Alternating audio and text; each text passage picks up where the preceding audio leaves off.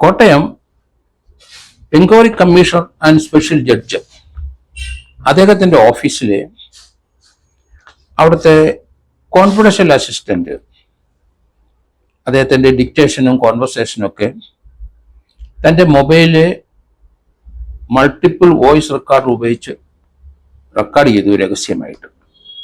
അത് ഇപ്പം പിടിക്കപ്പെട്ടു. ഷേർലി KR എന്ന അവിടുത്തെ സീനിയർ കോൺഫിഡൻഷ്യൽ അസിസ്റ്റന്റ് ആയിരുന്നു Kottayam and Muvattupuzha enquiry commissioner and special ജഡ്ജിൻ്റെ ഓഫീസിലുണ്ടായിരുന്നത്. അവരുടെ അസോസിയേഷൻ്റെ ഒരു ഭാരവാഹി ആയിരുന്നു.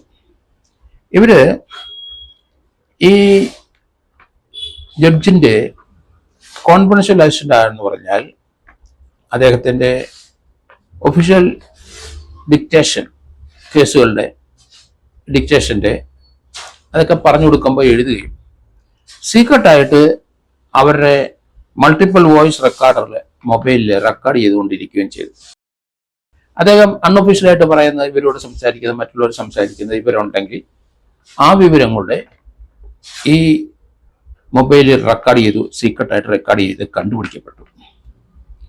ജുഡീഷ്യൽ ഡിക്റ്റേഷന് കാരണം അത് പിന്നീട് ജഡ്ജ്മെൻ്റായിട്ട് വരുന്നതാണ്. അത് ഇവർ റെക്കോർഡ് ചെയ്താൽ അതുമായിട്ട് ബന്ധപ്പെട്ട ആൾക്കാരെ കമ്മ്യൂണിക്കേറ്റ് ചെയ്ത് ഇന്ന പോലെ വരുന്നു, സംഭവിക്കുന്നു എന്നൊക്കെ പറഞ്ഞു കൊടുക്കാൻ സാധിക്കും. അതിന് മോണിറ്ററി ബെനിഫിറ്റ് വല്ലതും ഉണ്ടാവുമല്ലോ നമുക്കറിയില്ല. എന്തിനാണ് ഇതിങ്ങനെ റെക്കോർഡ് ചെയ്യുന്നതെന്ന് മനസ്സിലാകുന്നില്ല. അതൊരു ജഡ്ജിൻ്റെ തീർച്ച അന്തസ്സിനെയും ആ കോർട്ടിൻ്റെ അന്തസ്സിനെയും ഒക്കെ ബാധിക്കുന്ന കാര്യങ്ങളാണ്. അദ്ദേഹം ഓരോ കേസ് സമയത്ത് ആ കേസിൻ്റെ സ്റ്റേറ്റ്മെൻറ്റ് എടുക്കുന്നവർ അത് ചിലപ്പം അത് അന്നേരം തന്നെ ചില ദിവസം ആ ദിവസം തന്നെ അത് റെക്കോർഡ് ചെയ്ത് വരും, ഒഫീഷ്യൽ റെക്കോർഡിങ്ങിലോട്ട് വരും. അത് ഈ കോൺഫിഡൻഷ്യൽ അസിസ്റ്റൻ്റാണ് ചെയ്യുന്നത്. അങ്ങനെ ചെയ്യുന്ന സ്റ്റേറ്റ്മെൻറ്റുകൾ അത് അദ്ദേഹം അറിയാതെ ഇവരുടെ മൊബൈൽ ഫോണിൽ റെക്കോർഡ് ചെയ്തുകൊണ്ടിരിക്കുന്നു. പിന്നെ അദ്ദേഹം ഒഫീഷ്യലായിട്ട് പറയുന്ന എല്ലാ വിവരങ്ങളും റെക്കോർഡ് ചെയ്യും. ഇവരുടെ സാന്നിധ്യത്തിൽ മറ്റുള്ളവരുമായിട്ട് എന്തെങ്കിലും സംസാരിക്കുന്നുണ്ടെങ്കിൽ ആ കാര്യവും റെക്കോർഡ് ചെയ്യും. അദ്ദേഹത്തിൻ്റെ പേഴ്സണൽ ഏതെങ്കിലും കാര്യം പറഞ്ഞാലും അത് റെക്കോർഡ് ചെയ്യുന്നതാണ്. കാരണം ഷേർലി അദ്ദേഹത്തിൻ്റെ മുറിയിലോ അദ്ദേഹത്തിൻ്റെ ഒഫീഷ്യലായിട്ടുള്ള ആ ബെഞ്ചിലോ അല്ലെങ്കിൽ അല്ലാത്ത സമയം അദ്ദേഹത്തിൻ്റെ സമീപത്തിൽ എന്ത് പറഞ്ഞാലും ആ പറയുന്ന കാര്യങ്ങൾ അൺഒഫീഷ്യലായിരിക്കാം, അതെല്ലാം റെക്കോർഡ് ചെയ്യും. ഇവർ കഴിഞ്ഞ ദിവസം അര ദിവസം അൺഒഫീഷ്യലായി ലീവ് എടുത്തുകൊണ്ട് പൊക്കളഞ്ഞു.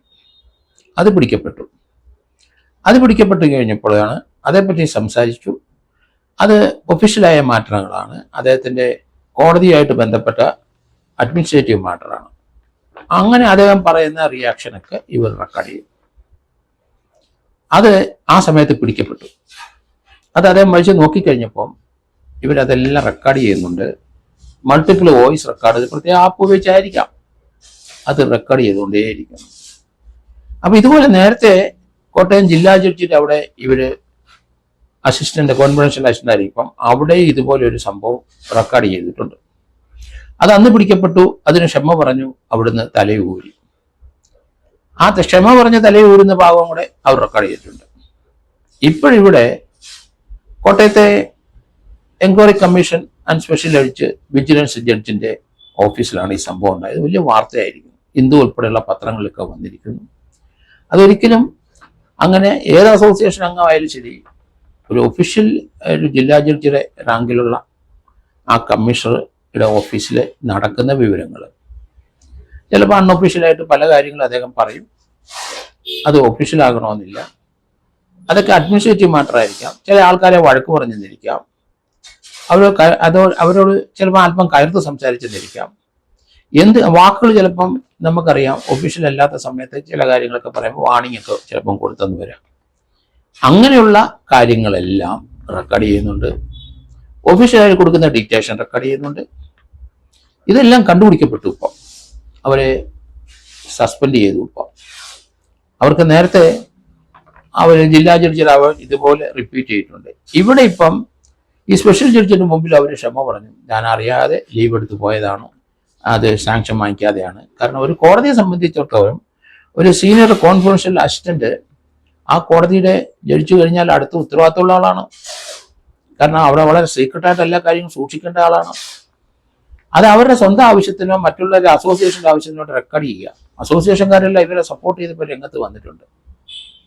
ഏതായാലും ഓഗസ്റ്റ് 23 തീയതിയാണ് ഇത് കണ്ടുപിടിക്കപ്പെട്ടത്. അതോടുകൂടി അവർക്കെതിരായിട്ടുള്ള റിപ്പോർട്ട് പോയി സസ്പെൻഡ് ചെയ്തു. ഇത് നമ്മൾ ഒരു ജഡ്ജിൻ്റെ ഇമേജ് ടാർണിഷ് ചെയ്യുന്നതാണ്. കാരണം അദ്ദേഹം ചിലപ്പം അറിഞ്ഞോ അറിയാതെ ചില കാര്യങ്ങളൊക്കെ പറയുന്നത് അത് ഒഫീഷ്യൽ മാറ്ററിൻ്റെ ഭാഗമല്ല, അദ്ദേഹത്തിന് പേഴ്സണൽ കാര്യങ്ങളായിരിക്കും ചിലപ്പോൾ പറയുന്നത്. അതൊക്കെ റെക്കോർഡ് ചെയ്ത് വെച്ചാൽ തീർച്ചയായിട്ടും അത് ആ ജഡ്ജിൻ്റെ പേഴ്സണൽ ഇമേജിന് ബാധകമാണ്.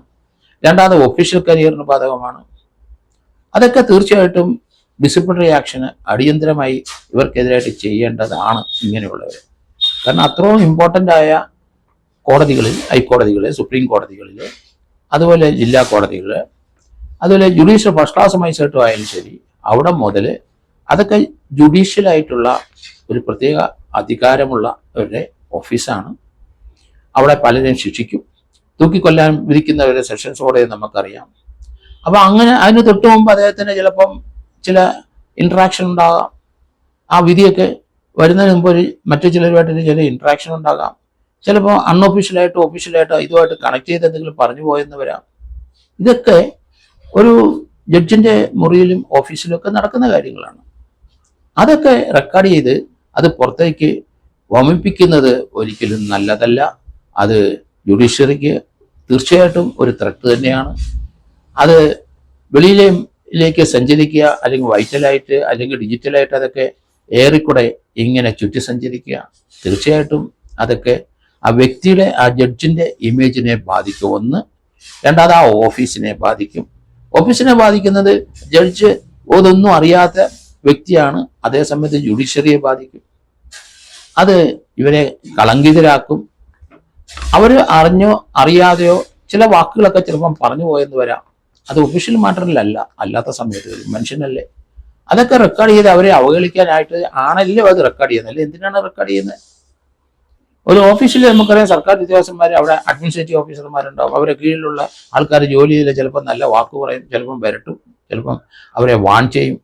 ഇതൊക്കെ റെക്കോർഡ് ചെയ്തെടുത്ത് ആ ഒരാളെ ബ്ലാക്ക് മെയിൽ ചെയ്യാനോ അല്ലെന്നുണ്ടെങ്കിൽ അദ്ദേഹത്തിൻ്റെ ഇമേജ് കളയാനോ തൻ്റെ സ്വന്തം കാര്യലാഭത്തിന് വേണ്ടി ഇതൊക്കെ റെക്കോർഡ് ചെയ്ത് സൂക്ഷിച്ച് അത് ദുരുപയോഗം ചെയ്യുന്ന പ്രവണത ഉണ്ടാവും, അതിനുള്ള സാധ്യതയുണ്ട്. അപ്പോൾ ഈ റെക്കോർഡിങ്ങിനൊരു ഉദ്ദേശം അവർക്കുണ്ട്, അത് കൃത്യമാണ്. അല്ല എന്തിനാണ് റെക്കോർഡ് ചെയ്യുന്നത്? അത് അവരുടെ ജോലിയുടെ ഭാഗമല്ലല്ലോ. അങ്ങനെയുള്ള ആൾക്കാരെ തീർച്ചയായിട്ടും ജുഡീഷ്യറിയിൽ നിന്ന് മാറ്റി നിർത്തണം. അവരെ ഒരിക്കലും ആ ജുഡീഷ്യറിൽ വേറെ ഏതെങ്കിലും ഡിപ്പാർട്ട്മെൻറ്റിലേക്ക് അവരെ ഇമ്മീഡിയറ്റ് ആയിട്ട് ട്രാൻസ്ഫർ ചെയ്യണം.